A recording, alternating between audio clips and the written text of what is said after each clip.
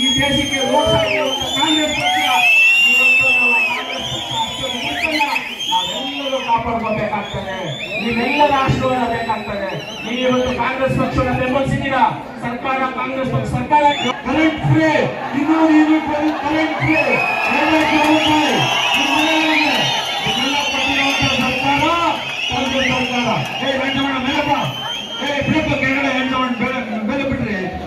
ಈಗ ಬಂಗಾರಪೇಟೆ ವಿಧಾನಸಭಾ ಕ್ಷೇತ್ರದಲ್ಲಿ 100ಕ್ಕೆ 100 ಗೌತಮ್ ಪರವಾಗಿ ಲೀಡ್ ಬರ್ತದೆ ಅಂತಕ್ಕಂಥ ಕಳೆದ ಬಾರಿ ಬಿಜೆಪಿ ಜೆಡಿಎಸ್ ಒಂದಾಗಿ ವಿಧಾನಸಭಾ ಚುನಾವಣೆಯಲ್ಲಿ ನಾರಾಯಣಸ್ವಾಮಿ ಮೇಲೆ ನಿಂತಿದ್ರು ಕೂಡ ನಾರಾಯಣಸ್ವಾಮಿಯವರು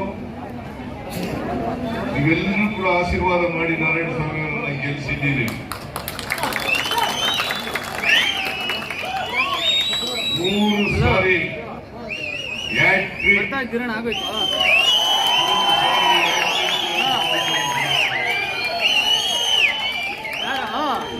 ನಾರಾಯಣಸ್ವಾಮಿ ಅವರು ಒಬ್ಬ ಉತ್ತಮ ಶಾಸಕ. ನರೇಂದ್ರ ಮೋದಿ ಅವರು ಚಿಕ್ಕಬಳ್ಳಾಪುರ ಮತ್ತು ಬೆಂಗಳೂರಿನಲ್ಲಿ ಸಾರ್ವಜನಿಕ ಸಭೆಗಳನ್ನು ಉದ್ದೇಶಿಸಿ ಭಾಷಣ ಮಾಡಿದರು. ಅದರಲ್ಲಿ ಮಾಜಿ ಪ್ರಧಾನಿ ದೇವೇಗೌಡರು ಕೂಡ ಆ ಸಭೆಯಲ್ಲಿ ಇದ್ದರು. ಹಾಲಿ ಪ್ರಧಾನಿ, ಮಾಜಿ ಪ್ರಧಾನಿ ಒಬ್ಬರಿಗೊಬ್ಬರು ಈ ದೇಶದ ಜನರ ಮುಂದೆ, ಬೆಂಗಳೂರಿನ ಜನರ ಮುಂದೆ, ಚಿಕ್ಕಬಳ್ಳಾಪುರ ಜನರ ಮುಂದೆ ಪೈಪೋಟಿ ನಡೆಸೋ ರೀತಿಯಲ್ಲಿ ಸುಳ್ಳನ್ನ ಹೇಳಿದ್ದಾರೆ.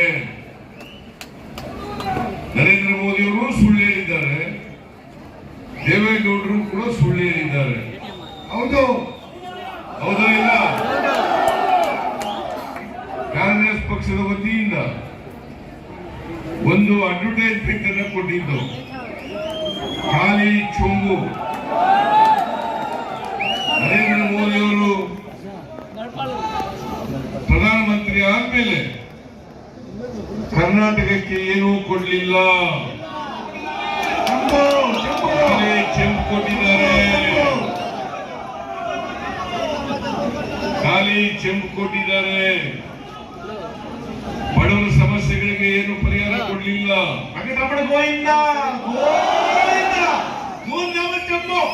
ರೈತರ ಸಮಸ್ಯೆಗಳಿಗೆ ಪರಿಹಾರ ಕೊಡಲಿಲ್ಲ, ದಲಿತರ ಸಮಸ್ಯೆಗಳಿಗೆ ಪರಿಹಾರ ಕೊಡಲಿಲ್ಲ, ಮಹಿಳೆಯರ ಸಮಸ್ಯೆಗಳಿಗೆ ಪರಿಹಾರ ಕೊಡಲಿಲ್ಲ, ಹಿಂದುಳಿದವರು ಅಲ್ಪಸಂಖ್ಯಾತರ ಸಮಸ್ಯೆಗಳಿಗೆ ಪರಿಹಾರ ಕೊಡಲಿಲ್ಲ. ಅದಕ್ಕೋಸ್ಕರ ನಾವು ಕರ್ನಾಟಕಕ್ಕೆ ನರೇಂದ್ರ ಮೋದಿ ಅವರು ದೊಡ್ಡ ಅನ್ಯಾಯ ಮಾಡಿದ್ದಾರೆ ಅಂತೇಳಿ ಖಾಲಿ ಚೆಂಬನ್ನು ಪ್ರದರ್ಶನ ಮಾಡತಕ್ಕಂಥ ಪ್ರಯತ್ನ. ಅದಕ್ಕೆ ದೇವೇಗೌಡರು ಹೇಳ್ತಾರೆ ಸುಳ್ಳು, ದೇವೇಗೌಡರು ಹೇಳ್ತಕ್ಕಂಥದ್ದು ಸುಳ್ಳು. ಮನಮೋಹನ್ ಸಿಂಗ್ ಅವರು ಖಾಲಿ ಚೆಂಬನ್ನ ಕೊಟ್ಬಿಟ್ಟು ಹೋಗಿದ್ರು, ಖಾಲಿ ಚೆಂಬನ್ನ ಕೊಟ್ಬಿಟ್ಟು ಹೋಗಿದ್ರು. ಈಗ ನರೇಂದ್ರ ಮೋದಿ ಅವರು 10 ವರ್ಷಗಳಲ್ಲಿ ಅಕ್ಷಯ ಪಾತ್ರ ಮಾಡಿದ್ದಾರೆ ಅಂತೇಳಿ ಸುಳ್ಳು ಹೇಳಿದ್ದಾರೆ.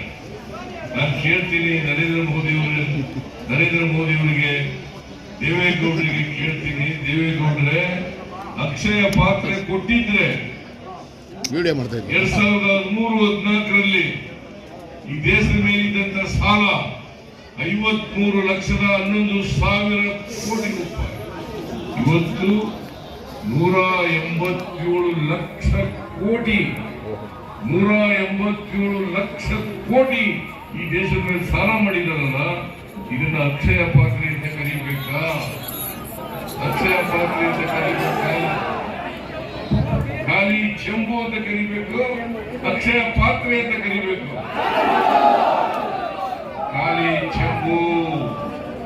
ಖಾಲಿ ಚೆಂಬು. ದೇವೇಗೌಡ್ರೆ, ನೀವು ಮಾಜಿ ಪ್ರಧಾನಮಂತ್ರಿ ಆಗಿದ್ದವರು, ಇಷ್ಟೊಂದು ಸುಳ್ಳುಗಳನ್ನ ಹೇಳಿ ನರೇಂದ್ರ ಮೋದಿ ಅವರಿಗೆ ಹೊಗಳಬಾರದಾಗಿತ್ತು. ನರೇಂದ್ರ ಮೋದಿ ಅವರು 10 ವರ್ಷಗಳಲ್ಲಿ 124 ಲಕ್ಷ ಕೋಟಿ ಈ ದೇಶದ ಮೇಲೆ ಸಾಲ ಮಾಡಿದ್ದಾರೆ. 124 ಲಕ್ಷ ಕೋಟಿ. ಆಮೇಲೆ ಸುಮಾರು 45% ಸಾಮಾನ್ಯ ಜನರು ತೆರಿಗೆ ಕಟ್ತಾ ಇದ್ರು ಮನಮೋಹನ್ ಸಿಂಗ್ ಅವರ ಕಾಲದಲ್ಲಿ. ಆದ್ರೆ ನರೇಂದ್ರ ಮೋದಿ ಅವರು ಬಂದ ಮೇಲೆ ಬಡವರು ಸಾಮಾನ್ಯ ಜನ ತೆರಿಗೆ ಕಟ್ಟೋದು ಜಾಸ್ತಿ ಆಗಿದೆ, ಶ್ರೀಮಂತರದು ತೆರಿಗೆ ಕಟ್ಟತಕ್ಕಂಥದ್ದು ಕಡಿಮೆ ಆಗಿದೆ. ಇದನ್ನ ನರೇಂದ್ರ ಮೋದಿ ಅವರು ಮಾಡಿರ್ತಕ್ಕಂಥದ್ದು. ಅದ್ರ ಬದಲಿಗೆ ಯಾವತ್ತೂ ಕೂಡ ರೈತರ ಸಾಲ ₹1 ಮನ್ನಾ ಮಾಡಲಿಲ್ಲ. ಮಾಡಿದಾರ? ಯಾವತ್ತಾದ್ರೂ ಮಾಡಿದಾರ? 72,000 ಕೋಟಿ ರೂಪಾಯಿಗಳನ್ನ ಸಾಲ ಮನ್ನಾ ಮಾಡಿದ್ದು ಮನಮೋಹನ್ ಸಿಂಗ್ ರವರು ಅಂತಕ್ಕಂಥದ್ದನ್ನ ಇವತ್ತು ಮರೀಲಿಕ್ಕೆ ಸಾಧ್ಯ ಇಲ್ಲ. ನಾನು ಮುಖ್ಯಮಂತ್ರಿಯಾಗಿರುವಾಗ 50,000 ರೂಪಾಯಿವರೆಗೆ 27 ಲಕ್ಷ ರೈತರಿಗೆ 6,185 ಕೋಟಿ ರೂಪಾಯಿನ ಸಾಲ ಮನ್ನಾ ಮಾಡಿದೆ. ಇದೇ ಯಡಿಯೂರಪ್ಪನವರು ಬಿಜೆಪಿ ಮುಖ್ಯಮಂತ್ರಿ ಆಗಿದ್ದಾಗ ಸಾಲ ಮನ್ನಾ ಮಾಡಿ ಅಂತಂದ್ರೆ ನಮ್ಮ ಸರ್ಕಾರದಲ್ಲಿ ನೋಟ್ ಪ್ರಿಂಟ್ ಮಾಡ್ತಕ್ಕಂಥ ಮಿಷಿನ್ ಇಲ್ಲ ಅಂತ ಹೇಳಿದವರು ಬಿಜೆಪಿಯ ಮುಖ್ಯಮಂತ್ರಿ ಮಿಸ್ಟರ್ ಯಡಿಯೂರಪ್ಪ. ನೀವೇ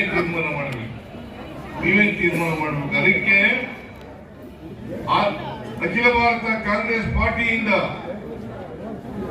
5 ಗ್ಯಾರಂಟಿಗಳನ್ನ ಘೋಷಣೆ ಮಾಡಿ ಮಲ್ಲಿಕಾರ್ಜುನ ಖರ್ಗೆ ಅವರು, ರಾಹುಲ್ ಗಾಂಧಿ ಅವರು ಸೈನ್ ಮಾಡಿ ಆ ಗ್ಯಾರಂಟಿ ಪತ್ರಗಳನ್ನ ಮನೆ ಮನೆಗೆ ಹಂಚತಕ್ಕಂಥ ಕೆಲಸವನ್ನು ಮಾಡಿದ್ದಾರೆ. ಕಾಂಗ್ರೆಸ್ ಪಕ್ಷ ಈ ದೇಶದಲ್ಲಿ ಅಧಿಕಾರಕ್ಕೆ ಬಂದರೆ ರೈತರ ಎಲ್ಲ ಸಾಲವನ್ನ ಮನ್ನಾ ಮಾಡ್ತೀವಿ.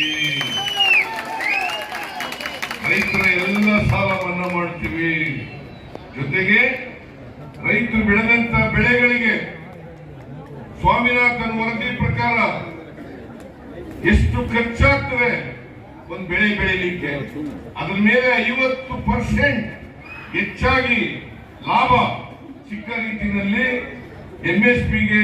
ಎಂಎಸ್ಪಿಯನ್ನು ಕೊಟ್ಟು ಅದಕ್ಕೆ ಕಾನೂನನ್ನು ತರ್ತೇವೆ ಅಂತೇಳಿ ಘೋಷಣೆಯನ್ನು ಮಾಡಿದ್ದಾರೆ. ನರೇಂದ್ರ ಮೋದಿ ಅವರಿಗೆ ಯಾವತ್ತಾರು ₹1 ಸಾಲ ಮನ್ನಾ ಮಾಡಿದ್ರ? ಅವ್ರು ಯಾರು ಸಾಲ ಮನ್ನಾ ಮಾಡಿದ್ರು ಗೊತ್ತೇನು? ಅಂಬಾನಿ ಅದಾನಿ ಅವ್ರ ಸಾಲ, ಕೈಗಾರಿಕೋದ್ಯಮಿಗಳ ಸಾಲ, ಬಂಡವಾಳಶಾಹಿಗಳ ಸಾಲ 16 ಲಕ್ಷ ಕೋಟಿ ರೂಪಾಯಿಗಳನ್ನ ಸಾಲ ಮನ್ನಾ ಮಾಡಿದ್ರು. ರೈತರ ಸಾಲ ಮನ್ನಾ ಮಾಡಿ ಅಂತಂದ್ರೆ ದುಡ್ಡಿಲ್ಲ. ಶ್ರೀಮಂತರ ಸಾಲ ಮನ್ನಾ ಮಾಡಕ್ಕೆ 16 ಲಕ್ಷ ಕೋಟಿ ರೂಪಾಯಿಗಳನ್ನ ಮಾಡಲಿಕ್ಕೆ ದುಡ್ಡಿನಿಂದ ಬಂತು. ನರೇಂದ್ರ ಮೋದಿ ನೀವು ಯಾರ ಪರ ಇದ್ದೀರಿ? ಬಡವರ ಪರವಾಗಿಲ್ಲ, ಶ್ರೀಮಂತರ ಪರ, ಬಂಡವಾಳಶಾಹಿಗಳ ಪರ, ಕೈಗಾರಿಕೋದ್ಯಮಿಗಳ ಪರ ಇರ್ತಕ್ಕಂಥವರು ನರೇಂದ್ರ ಮೋದಿಯವರು. ದೇವೇಗೌಡರೇ, ಎಲ್ಲಿ ಅಕ್ಷಯ ಪಾತ್ರೆ? ನೀವು ಏನ್ ಹಿಂದೂ ಪತ್ರಿಕೆ ತೋರಿಸಿ ಖಾಲಿ ಚೆಂಬು ತೋರಿಸಿದ್ದಾರೆ. ಸಿದ್ದರಾಮಯ್ಯನವರು, ಡಿ.ಕೆ. ಶಿವಕುಮಾರ್ ಅವರು ಖಾಲಿ ಚೆಂಬನ್ನು ತೋರಿಸಿದ್ದಾರೆ. ನಿಜವಾಗಿ ಖಾಲಿ ಚೆಂಬನ್ನು ತೋರಿಸಬೇಕಾದದ್ದು ಅತ್ಯಂತ ಅವಶ್ಯ ಅಂತಕ್ಕಂಥ ಮಾತುಗಳನ್ನು ಹೇಳಲಿಕ್ಕೆ ಬಯಸ್ತಾ ಇದ್ದೇನೆ. ಇವತ್ತು ತೆರಿಗೆ ಹಂಚಿಕೆಯಲ್ಲಿ ಅನ್ಯಾಯ ಆಗಿದೆ.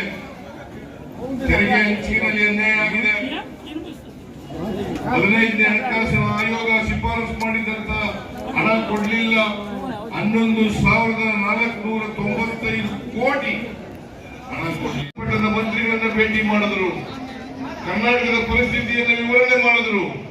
ನಾನೇ ಸ್ವತಃ ಡಿಸೆಂಬರ್ 19ನೇ ತಾರೀಕು ಪ್ರಧಾನಮಂತ್ರಿಗಳನ್ನ ಭೇಟಿ ಮಾಡಿ, ಪ್ರಧಾನಮಂತ್ರಿಗಳೇ, ಕರ್ನಾಟಕದಲ್ಲಿ ರೈತರಿಗೆ ದೊಡ್ಡ ಅನ್ಯಾಯ ಆಗಿದೆ ಮತ್ತು ಬರಗಾಲಕ್ಕೆ ತುತ್ತಾಗಿ ಕರ್ನಾಟಕ ರಾಜ್ಯ ರೈತರು ಕಣ್ಣೀರಲ್ಲಿ ಕೈ ತೊಳಿತಕ್ಕಂಥ ಪರಿಸ್ಥಿತಿ ಇದೆ. ದಯಮಾಡಿ ನಮಗೆ ಪರಿಹಾರ ಕೊಡಿ ಅಂತ ಹೇಳಿದಾಗ ನಾನು ಕೂಡಲೇ ಹೇಳ್ತೀನಿ ಅಂತ ಹೇಳಿದ್ರು. ಆದ್ಮೇಲೆ ಡಿಸೆಂಬರ್ 20ನೇ ತಾರೀಕು ಅಮಿತ್ ಶಾ ಅವರನ್ನ ಭೇಟಿ ಮಾಡಿದೆ. ಯಾಕೆಂತ ಅಮಿತ್ ಶಾ ಅವರನ್ನು ಭೇಟಿ ಮಾಡಿದೆ ಅಂತಂದ್ರೆ ಅಮಿತ್ ಶಾ ಅವರು ಐಪವರ್ ಕಮಿಟಿ ಚೇರ್ಮನ್, ಅದಕ್ಕೋಸ್ಕರ ಅವರನ್ನು ಭೇಟಿ ಮಾಡಿದೆ. ಅವ್ರು ಹೇಳಿದ್ರು ಡಿಸೆಂಬರ್ 23ನೇ ತಾರೀಕು ಮೀಟಿಂಗ್ ಕರೆದಿದ್ದೇನೆ, ಅವತ್ತು ಇತ್ಯರ್ಥ ಮಾಡ್ತೇನೆ ಅಂತ ಹೇಳಿದ್ರು. ಈಗ ಹೇಳ್ತಾರೆ ನರೇಂದ್ರ ಮೋದಿ ಅವರು ಹೇಳ್ತಾರೆ ಇಲ್ಲ ತಡವಾಗಿ ಕೊಟ್ಟರು, ಅದಕ್ಕೋಸ್ಕರ ಕೋಡ್ ಆಫ್ ಕಾಂಡಕ್ಟ್ ಇದೆ, ಆ ಕೋಡ್ ಆಫ್ ಕಾಂಡಕ್ಟ್ ಇರೋದ್ರಿಂದ ಕೊಡ್ಲಿಕ್ಕಾಗಲ್ಲ, ಕೊಡ್ಲಿಕ್ಕಾಗ್ಲಿಲ್ಲ ಅಂತ ಹೇಳ್ತಾರೆ. ನಾವು ಅನಿವಾರ್ಯವಾಗಿ ಸುಪ್ರೀಂ ಕೋರ್ಟ್ ಅದರಿಂದ ಅನ್ಯಾಯ ಆಗಿರೋದು ಕರ್ನಾಟಕಕ್ಕೆ. ಇಲ್ಲಿ ಲೋಕಸಭಾ ಸದಸ್ಯರಿದ್ರಲ್ಲ, ಯಾವತ್ತಾರು ಒಂದಿನ ಕರ್ನಾಟಕಕ್ಕೆ ಅನ್ಯಾಯ ಆಯ್ತು ಅಂತ ಬಾಯಿ ಬಿಟ್ಟಿದ್ದಾರ? ಬಾಯಿ ಬಿಟ್ಟಿದ್ದಾರ? ಈ ತರ ಬಾಯಿ ಮುಚ್ಕೊಂಡಿರೋರನ್ನ ಲೋಕಸಭೆಗೆ ಕಳಿಸ್ಬೇಕಾ? ಲೋಕಸಭೆಗೆ ಕಳಿಸ್ಬೇಕಾ? ಈಗ ಬಿಜೆಪಿ ಜೆಡಿಎಸ್ ಚುನಾವಣಾ ಮೈತ್ರಿ ಮಾಡ್ಕೊಂಡ್ಬಿಟ್ಟಿದ್ದಾರೆ. ಕಳೆದ ಚುನಾವಣೆಯಲ್ಲಿ ಏನಂತ ಹೇಳಿದ್ರು ದೇವೇಗೌಡರು, ನಾನು ಏನಾದ್ರು ಪುನರ್ಜನ್ಮ ಇದ್ರೆ, ಇನ್ನೊಂದು ಜನ್ಮದಲ್ಲಿ ಹುಟ್ಟದಾದ್ರೆ ನಾನು ಮುಂದಿನ ಜನ್ಮದಲ್ಲಿ ಮುಸಲ್ಮಾನ್ ಆಗುತ್ತೇನೆ ಅಂತ ಹೇಳಿದ್ರು. ಬಿಜೆಪಿ ಒಂದು ಕೋಮುವಾದಿ ಪಕ್ಷ, ಅದ್ರ ಜೊತೆ ಯಾವತ್ತೂ ಕೂಡ ಹೊಂದಾಣಿಕೆ ಮಾಡ್ಕೊಳ್ಳಲ್ಲ, ಮೈತ್ರಿ ಮಾಡ್ಕೊಳ್ಳಲ್ಲ ಅಂತ ಹೇಳಿದ್ರು. ಇನ್ನೂ ಒಂದು ಹೆಜ್ಜೆ ಮುಂದೆ ಹೋಗಿ ದೇವೇಗೌಡರು ಹೇಳಿದ್ರು, ಒಂದು ವೇಳೆ ನರೇಂದ್ರ ಮೋದಿ ಅವರು ಪ್ರಧಾನಮಂತ್ರಿ ಆಗ್ಬಿಟ್ರೆ ಈ ದೇಶನೇ ಬಿಟ್ಟು ಹೊರಟೋಗ್ತೀನಿ ನಾನು ಅಂತ ಹೇಳಿದ್ರು. ದೇವೇಗೌಡ್ರೆ, ನೀವು ಆಡೋ ಮಾತುಗಳನ್ನ ಒಂದ್ಸಾರಿ ಜ್ಞಾಪಕ ಮಾಡ್ಕೊಳ್ಳಿ, ಏನ್ ಹೇಳಿದ್ರಿ ಬಿಜೆಪಿ ಬಗ್ಗೆ ಅಂತೇಳಿ.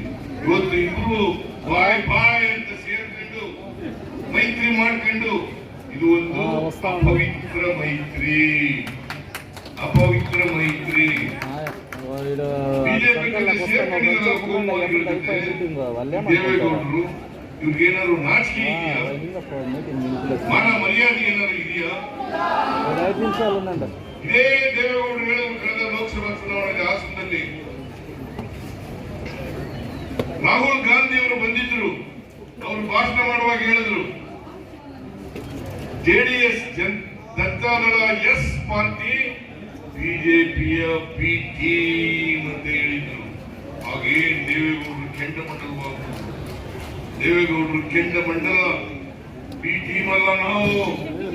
ನಾವು ಕೋಮುವಾದಿಗಳ ಜೊತೆ ಯಾವತ್ತೂ ಕೂಡ ಸೇರಲ್ಲ, ಕೋಮುವಾದಿಗಳ ವಿರುದ್ಧ ಹೋರಾಟ ಮಾಡ್ತೀವಿ ಅಂತ ಹೇಳಿದಂತ ದೇವೇಗೌಡರು ಇವತ್ತು ಆಡಿ ಉಗುಳಿ ದೇವೇಗೌಡರನ್ನ ಅಲ್ಲ ನರೇಂದ್ರ ಮೋದಿ ಅವರನ್ನ ಅಟ್ಟಿಕ್ಕೇರಿಸ್ಬಿಟ್ಟಿದ್ದೀರಲ್ಲ ದೇವೇಗೌಡ್ರೆ, ನೀವು ಏನಂತ ಆಗ್ಬಾರ್ದು. ನಾವು ಏನ್ ಗ್ಯಾರಂಟಿಗಳನ್ನ ಜನರಿಗೆ ಜೀವನ ನಡೆಸಲು ಕಷ್ಟ ಆಗಿದೆ. ಬಡವರಿಗೆ ಬೆಲೆ ಏರಿಕೆ ಗಗನವನ್ನು ಮುಟ್ಟಿದೆ. ಅದಕ್ಕೋಸ್ಕರವಾಗಿ 5 ಗ್ಯಾರಂಟಿಗಳನ್ನ ನಾವು ಘೋಷಣೆ ಮಾಡೋದು ಕಳೆದ ವಿಧಾನಸಭಾ ಚುನಾವಣೆಯಲ್ಲಿ. 5 ಗ್ಯಾರಂಟಿಗಳು ನಾನು ಮತ್ತು ಡಿ ಕೆ ಶಿವಕುಮಾರ್ ಗ್ಯಾರಂಟಿಗಳ ಚೆಕ್ಕಿಗೆ ಸೈನ್ ಮಾಡಿ ಅದರ ಮನೆ ಮನೆಗೆ ಹಂಚಿಸ್ತಕ್ಕಂಥ ಕೆಲಸವನ್ನು ಮಾಡೋದು. ನಾವು ಹೇಳಿದ್ದು ಅಧಿಕಾರಕ್ಕೆ ಬಂದ ತಕ್ಷಣ 5 ಗ್ಯಾರಂಟಿಗಳನ್ನ ಜಾರಿ ಕೊಡ್ತೇವೆ ಅಂತ ಹೇಳಿದ್ದು. ನಾವು ಅಧಿಕಾರಕ್ಕೆ ಮೇ 20ನೇ ತಾರೀಕು ಬಂದದ್ದು, 2023 ಮೇ 20ನೇ ತಾರೀಕು ನೇರವಾಗಿ ಪ್ರಮಾಣ ವಚನ ಸ್ವೀಕಾರ ಮಾಡಿ ಕ್ಯಾಬಿನೆಟ್ ನಲ್ಲಿ ಕೂತ್ಕೊಂಡು ತೀರ್ಮಾನ ಮಾಡಿ 5 ಗ್ಯಾರಂಟಿಗಳನ್ನು ಕೂಡ ಜಾರಿ ಮಾಡಲಿಕ್ಕೆ ಆದೇಶವನ್ನು ಹೊರಡಿಸಿತು.